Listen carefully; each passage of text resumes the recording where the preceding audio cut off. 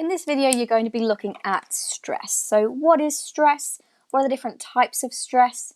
And are all stresses equal? Are they all bad? We're going to be looking later on in this lesson also at the physiology of stress, so your body's physical and biological response to both short-term and long-term stresses. You've already covered this a little bit when you looked at the fight or flight response, and also when you've looked at the role of various glands and the hormones they produce throughout the body.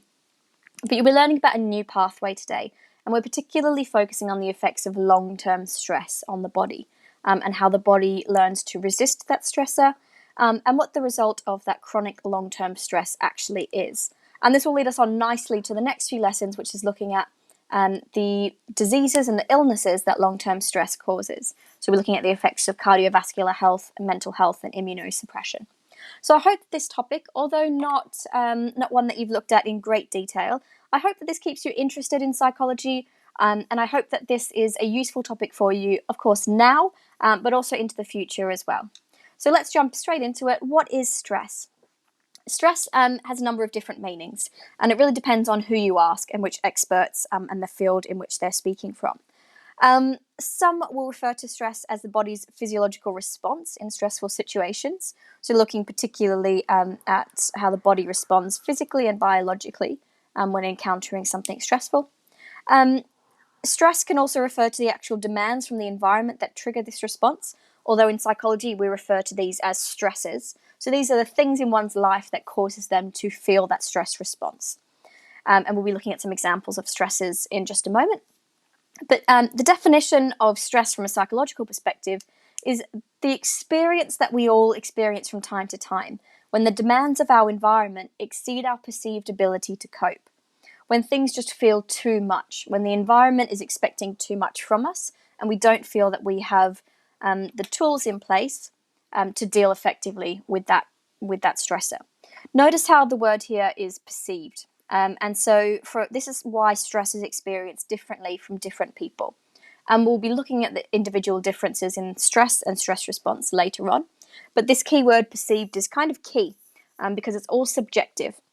So despite two people experiencing the same demands from their environment, so for instance, two people working at the same job that is equally tiring and stressful for both people, one might perceive that they are able to cope and the other one may not. So later on in the topic, we'll be looking at why that might be in terms of their personality, their hardiness, and their gender. In terms of what is stress, we've also got different types of stress, and it's really important that we distinguish between these two because our response to them is different. There are different hormones that are released and a different pathway in the body and a different mechanism by which our body deals with these stress. So in terms of acute stress, we're talking about sudden short-term stress, and this is typically associated with the fight or flight response. So I'm sure you've had many of these experiences where you can feel that surge of adrenaline throughout your body.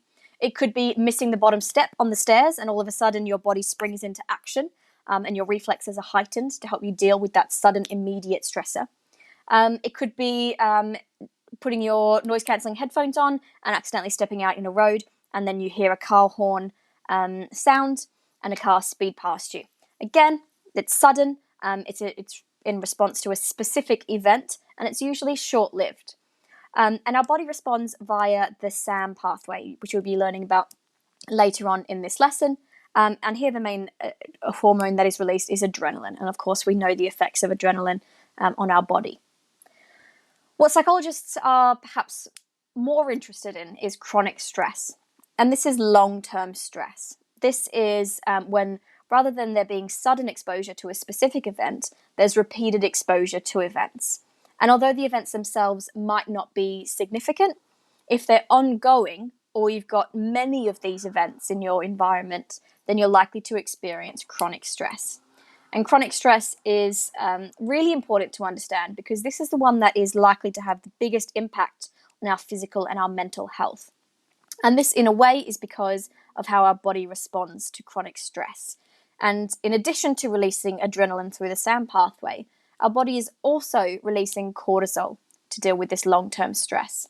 And again, later on in this lesson, you'll be looking at the effects of cortisol on our bodies in various different ways. So some examples of chronic stress could be an ongoing divorce or a separation, hardship or job loss, for example. Could be isolation from a pandemic, for example. Could be positive things, sometimes referred to as eustress, eustress, like getting married. Preparation for a wedding is a stressful event, and you might not perceive that you can cope with all of those demands from your environment. And although this is a really positive thing and a happy thing, can still produce the same stress response via the HPA axis as a distress or a negative stressor. Emotional problems like depression or anxiety could also be counted as a chronic stressor. Moving to a new home, injury or illness that is ongoing, or the illness of a loved one. These are all examples of chronic stresses that result in the activation of our HPA axis and the release of cortisol in our system. So we'll be looking at the effects and these two different pathways, the SAM pathway and the HPA axis, later on in this lesson.